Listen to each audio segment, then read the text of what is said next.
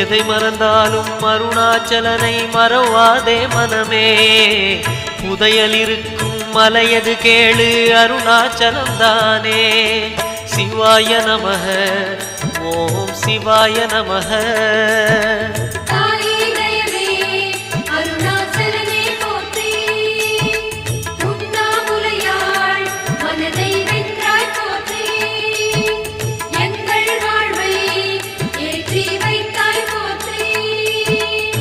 சிவாய நமக ஓம் சிவாய நமக. சிவாய நமக ஓம் சிவாய நமக.